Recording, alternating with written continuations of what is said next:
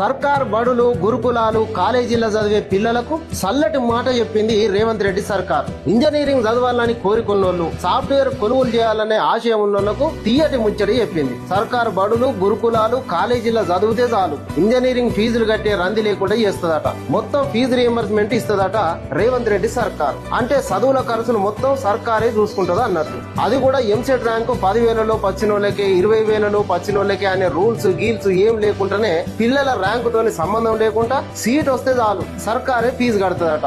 4 ఏళ్ల ఇంజనీరింగ్ చదువుకు కనీసం సర్కారు 2-3 లక్షలకు ఎక్కువనే భరిస్తుంది అన్నట్టు. డొనేషన్లు కడితే తప్ప చదువుకోలేని ఈ రోజుల్లో రేవంత్ రెడ్డి సర్కారు పేద పిల్లల కోసం సర్కారు బడులు గురుకులాలు కాలేజీల బాగు కోసం ఆలోచన చేసిందంటే ఎంతో గొప్ప ముచ్చట కదా. పైసలు లేకుంటే పై చదువులు చదవని పేద బిడ్డలను అందరం ఎక్కిస్తున్నాడంటే, అందరంత ఎత్తుకెదిగే నిర్ణయం తీసుకున్నాడంటే చాలా గొప్ప ముచ్చటే కదా. అందుకే పేద బతుకుల బాగు కోసమే నిర్ణయాలు తీసుకుంటున్న రేవంత్ రెడ్డి సర్కారు 10 కాలాలు చల్లగుండాలని కోరుతున్నారు జనాలు.